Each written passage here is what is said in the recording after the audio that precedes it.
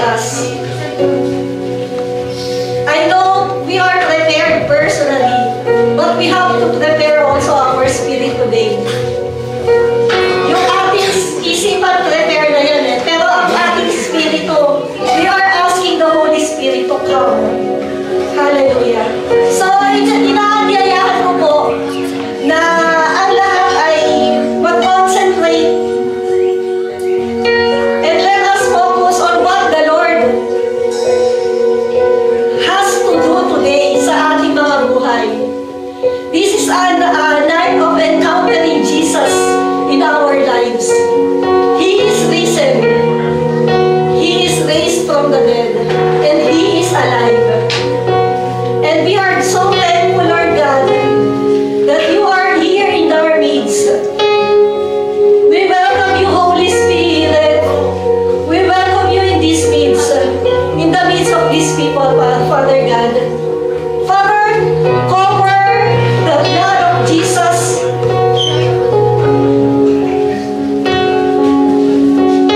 in each every one of these lokale, Panginoon. Pahiran ninyo ng inyong banal na dugo, O Diyos, ang lugaring ito upang malaya kami, Panginoon, na makapagpuri sa iyo. Walang anumang kaaway ang makasingit, O Diyos, upang maranasan namin, Panginoon, ang inyong banal na presensya, O Diyos. You are welcome in this place, Lord God. O Holy Spirit, come down in this place, O God. We welcome you, Father God. We are expecting more of you, Jesus. We are expecting you, O God, to come and touch our lives, Father God. This is what we want to encounter you, Father God, through music, Lord God, to singing, to dancing, to raising our hands, Father. And truly, Father God, this is not for all of us, but for the glory of your holy name, Jesus. Hallelujah. Can we sing thank you, Lord? Ang sabi kanina sa sermon, we are victorious. Amen? Yung mga nagpagtagumpayan na daw, masasaya dapat eh. So let us enjoy this night. Let us enjoy the Holy Spirit in His presence today. Kalimutan mo na natin lahat ng mga iniisip natin sa bahay, sa trabaho, sa pamilya, sa Pilipinas, kung saan man. Let us practice what we will do in heaven. And that is to worship Him. Amen?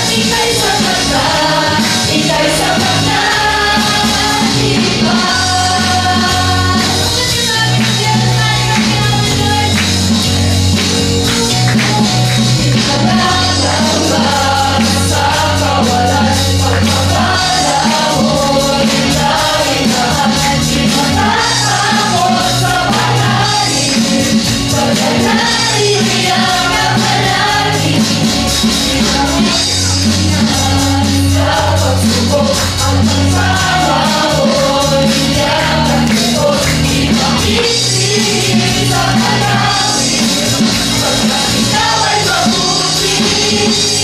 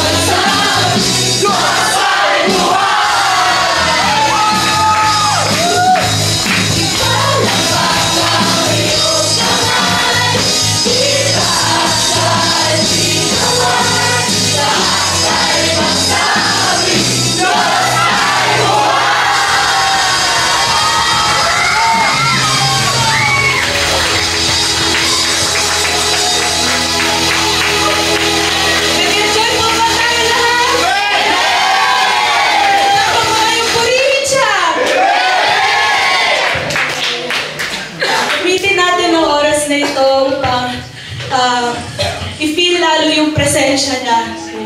Dahil kahit hindi tayo karapat-dapat sa sukdo ng biyaya niya na patuloy na ipinagkakaloob sa atin, nariyan pa rin siya upang ibigin tayo.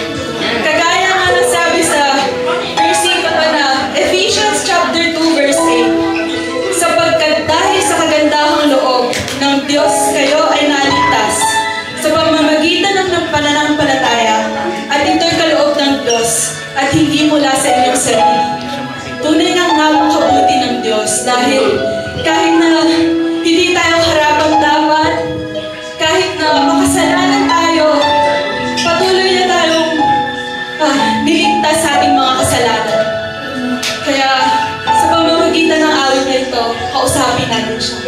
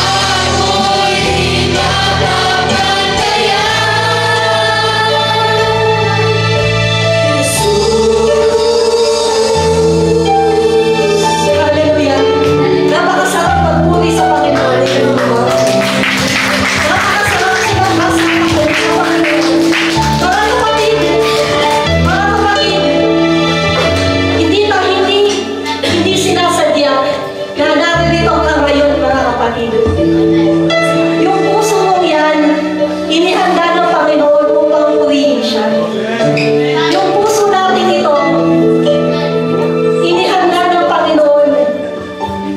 At ang puso niya ay nararapat lang na mabigyan ng pinakamataas na pasasalamat. Mga kapatid, yung pawis na nararamdaman natin ngayon, yung init na nararamdaman natin ngayon, halikinan lang yan sa dugong idinalak ng ating Diyos, Jesus, sa Kalbaryo. Yung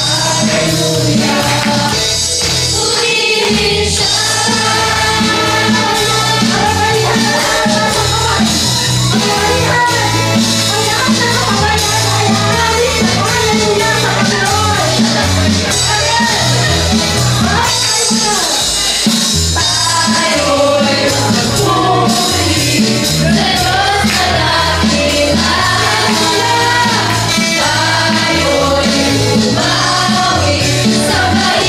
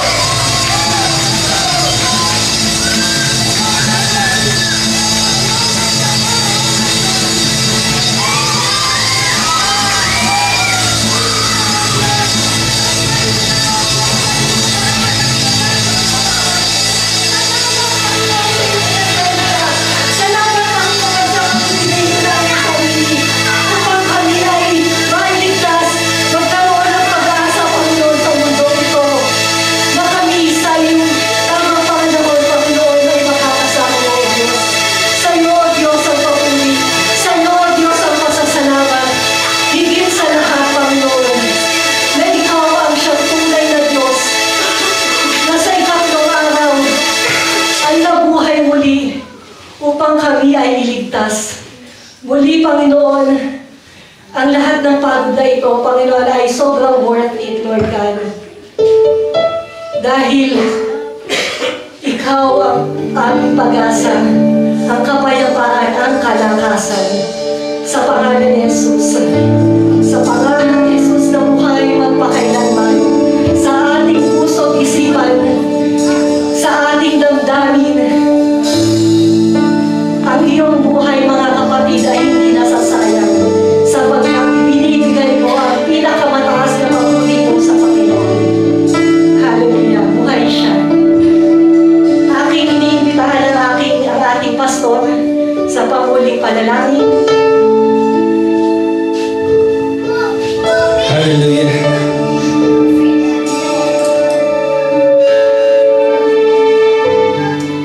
Hallelujah. Are we blessed, brothers and sisters? Napakasarap pagpuli sa Panginoon.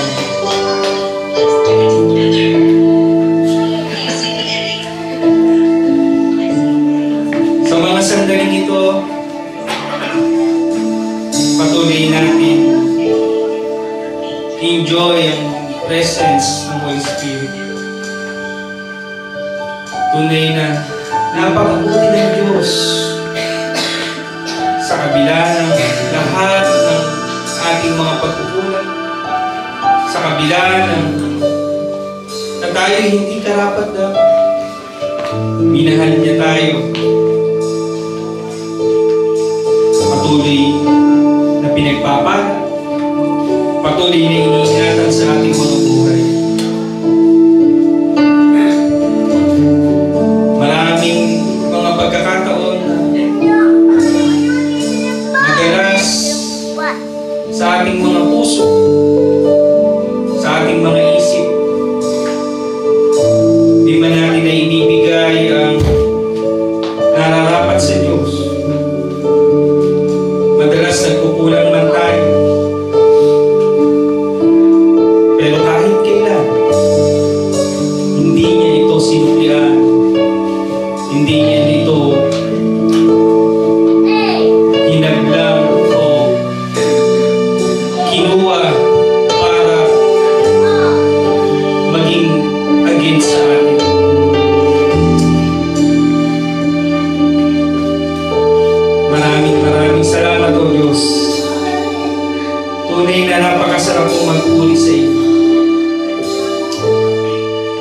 sa diwa nito, mga kapatid, sa mga oras na ating pinagsamahan, tunay na napakasarap na magsama-sama, magpuring sama-sama ang mga anak ng Diyos. Amen? At sa ating pansamantalang pag-iwalay, taglay-inawa natin sa ating mga puso ang kasiyahan ng gawin ito.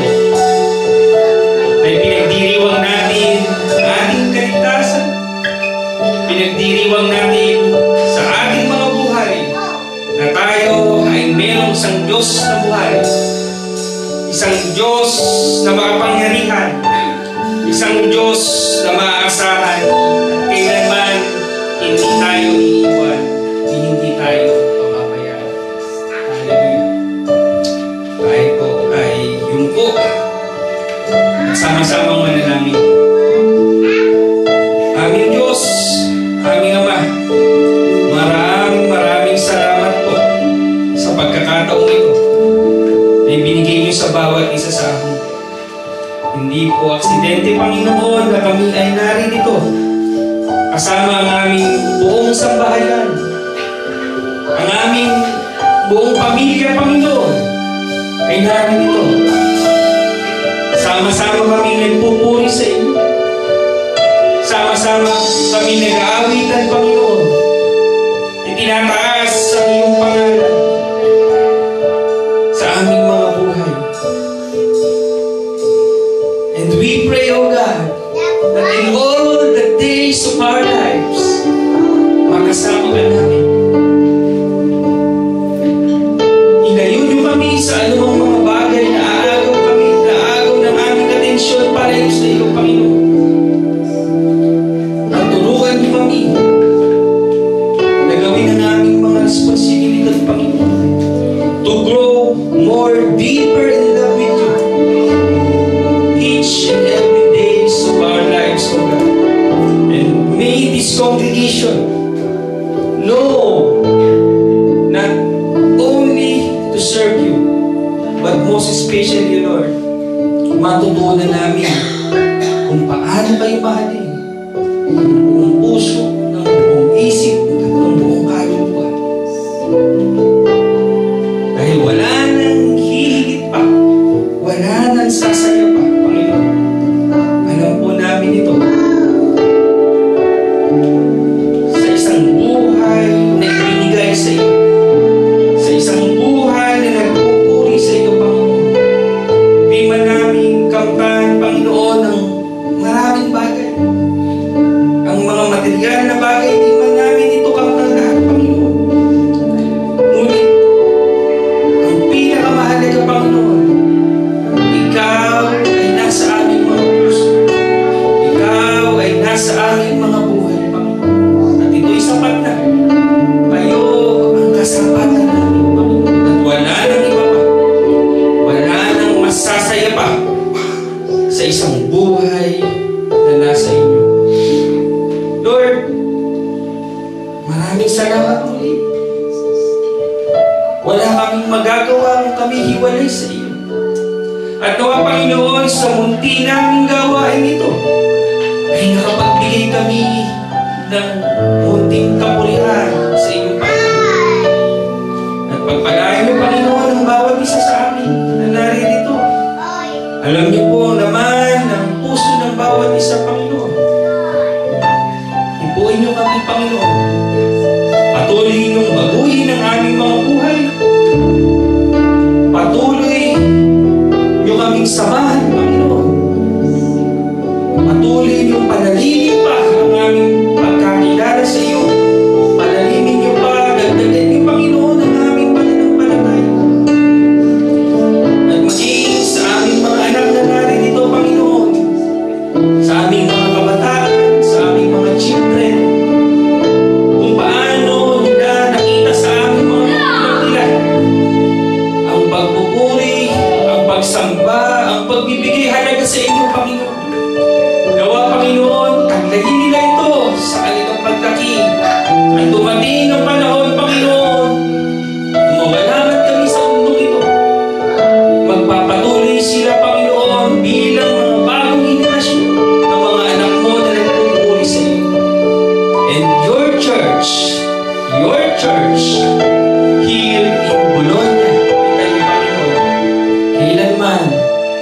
Ano man ang dumating na mga pagsubok, mabago man ang mga namumuno, Panginoon, isa lang po ang natitiyak namin.